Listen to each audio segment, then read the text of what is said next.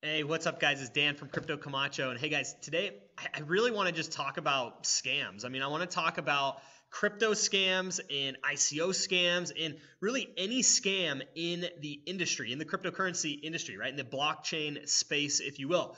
Why do I want to talk about scams? Well, scams have been kind of rampant in the cryptocurrency community, in the cryptocurrency space. We have seen a lot of scams, whether they've been in the form of ICOs, whether they've been in the form of BitConnect, whether they've been in the form of lending or high yield performance programs. Whatever they may be, there are scams, right, in the cryptocurrency community. But you know what? There are scams everywhere, guys. And today I want to kind of break down a few things about scams in the cryptocurrency space, okay? If you just go to Google and just search crypto scams, you're going to come up with all kinds of different warnings about cryptocurrency scams, right? Belgium government launches site to warn crypto investors about scams, unpacking the 5 biggest cryptocurrency scams. Beware of the crypto investment scam. 9 million a day and lost in cryptocurrency scams, right? Scams, scams, scams. That's all I hear about in terms of cryptocurrency, Bitcoin, blockchain, that it's just infested with scams, right? Same thing goes for ICOs. ICOs, there are scams across the board, right? How to not be scammed by an initial coin offering, how to create an ICO scam in 5 simple steps. Actually, that one's teaching you how to make a scam, right? Don't believe the hype. 5 largest ICO exit scams. Exit scammers run off with 666 million in ICO earnings, right? SEC launches spoof cryptocurrency ICO scam website, and it goes on and on and on and on, right? The truth of the matter is that anybody can create a website like this and say, how can you create a scam in 5 simple steps? The truth is it's not that hard to create any kind of scam, right? Any scam, no matter what it is, if you want to take advantage of somebody, you will do it. If you want to exploit somebody or a group of people, you will do it, right? There's really not much anybody can do about predators that, are trying to scam and take the money from other people. There's really not a whole lot you can do, right? But we live today in a society where, the SEC, the government, Big Brother, any institution in the government now is considered kind of your big brother, taking care of you, looking out for the little guy, looking out for, people that can't necessarily look out for themselves. And the SEC in the United States, they're touting the benefits of crypto regulation, right? Investigations by the SEC signal crypto and ICO regulations, right? SEC Chair Jay Clayton applauds U.S.-Canada ICO scam crackdown. And that goes on and on and on and on, right? And of course the government is going to, be all for regulations. Why? Because it increases their power, right? When they can regulate, they actually need people to legislate and to actually enforce the regulations that they create, right? It's called job security. It's called keeping your power, maintaining your power that you already have, right? That is what it's called. That's kind of the name of the game in any type of organized institution, whether that's a corporation, whether that's a government entity, whether that's a financial institution. There is going to be some level of corruption. There is going to be some level of people trying to scam other people, right? That's just the reality of the world. That's just the reality of kind of humanity in a way, right? And so what I really want to talk about is how can you actually spot a scam, right? Like how can you spot a cryptocurrency scam? There's obviously some things that are very obvious, right? You're looking at the team and the team doesn't actually exist. That's an obvious way to spot a scam, right? Looking at the promises of the company, of the ICO, of the cryptocurrency, if they're too good to be true, then it may be a scam, right? Looking at the returns on investment, the promises of how much money you'll make in return, that could be a scam, right? But at what point do you actually take responsibility for yourself and for your own being and for your own family and loved ones and say, no matter what comes my way, no matter how sophisticated, no matter how clever, I'm going to be responsible for my own actions, right? And if I do fall victim of a scam, it's likely because I have not spent enough time looking into or researching whatever it is that I'm putting money into or buying or whatever, right? I was talking to my friend the other day who works for a large financial institution, right? He does financial advice, he does investment advice, so forth and so on, right? And you know that you need to be licensed very, very heavily. You need a Series 7. You need, a variety of different credentials, if you will, to work in the financial sector within the United States, right? The SEC keeps a very tight grip on the folks that do financial advising, that do investment advising, so forth and so on. Why? Because they don't want the little guy to be scammed, right? They don't want people to get taken advantage of, right? Well, that is all being flipped on its head with cryptocurrency. And at some point, the SEC, the governments are going to have no power from a lot of these scams that are taking place. And at what point do you ask yourself, when are you actually responsible for the decisions that you make, right? And I can't help but think about, BitConnect and the whole BitConnect scamming and fiasco and pyramid scheme. And that was a mess, right? That was a huge, huge scam. One of the most elaborate and crazy scams of the cryptocurrency revolution, right? In recent times. It was probably the biggest scam that affected probably the most amount of people. And there's also, different court cases now that are actually looking at YouTubers and looking at social media influencers and people that are really just talking about BitConnect. And there's lawsuits happening, trying to sue some of these people for talking about it, so forth and so on.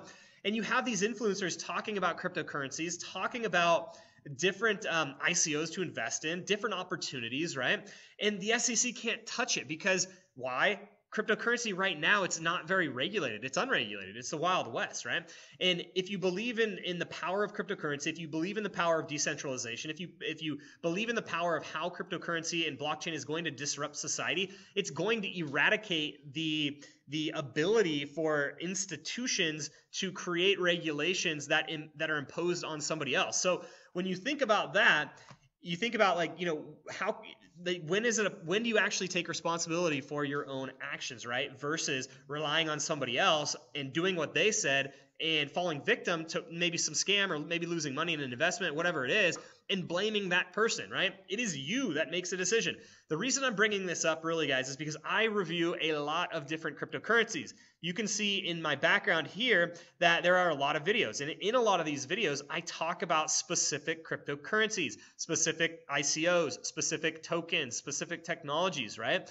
And I want you to know that it's very possible that some of these one day may end up either A, not panning out financially and may not make the 1,000% return that you are expecting as you invest in an ICO, right? Or it is very possible that, 1, 2 of these may end up being a scam. I don't know that, but it is very possible, right? I mean, there are dozens, if not hundreds of cryptocurrencies popping up every single day all across the world. There is no way that all of these are legitimate. There is no way that all of these are, completely honest. There is no way that all of these are going to make you millions of dollars, like many people actually think. What I want to do is I want to coach you guys. I want to educate you guys. I want to inform you guys about different ICOs, different cryptocurrencies, different opportunities that may present themselves in the market, right? But ultimately, it is your decision to make the final decision about what you invest in and how you invest, right? It is you. It is not for me to decide. It is not for your mother to decide, unless maybe you're under 18. Then maybe it is for your mother, right? It is not for your sister to decide. In some cases, it might be for your wife to decide, but that's a topic in a video for a whole nother time, right? Right, honey? But I just want you guys to know that I am trying to do my best to filter these ICOs. I am trying to filter these cryptocurrencies. I'm trying to filter these opportunities. But just like you and me, just like you, I also listen to influencers. I also read the news. I also, look at things in the different place and see what is going on sorry guys, I just got distracted. Somebody came to the door and waved at me. So sorry about that. But I am just like you guys. I am trying to find opportunities. I'm trying to invest in good opportunities. And if one of those investments goes belly up and I actually lose money, am I going to point the finger at the person I heard it from and say, oh, I actually heard about that cryptocurrency on a blog that Trayvon Martin is actually posting on, and I decided to invest in it because I think Trayvon Martin knows exactly what he's talking about and I believe him, so I'm going to invest in it. And let's say I lost money. Should I be mad at Trayvon Martin? No, that sounds kind of ridiculous, right? It sounds actually pretty silly when you actually stop and think about it. It sounds very stupid that, in the harsh language, I apologize, but it sounds somewhat ignorant and naive, I guess, if you will, if you're going to base your decisions on somebody who's making a website or somebody on social media, right? I mean, a lot of people do this and it's human behavior to do this, but just know that ultimately you are responsible for your own actions, for your own investments, for your own money.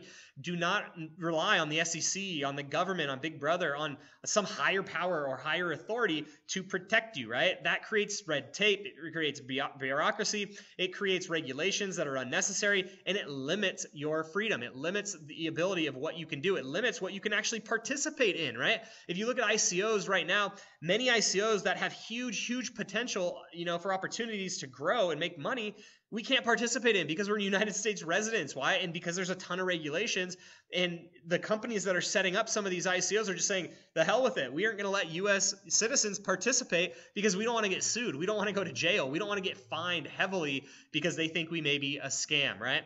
So the rant is over. I'm done ranting, but I just had to make this video because I want people to know that there are scams out there, and I want you to know that you need to be cautious for yourself. Do not pin responsibility on somebody else because it is not their responsibility to teach you everything you need to know to make an informed decision about something. They are a human just like you guys. Use your heads, use your brains, invest wisely.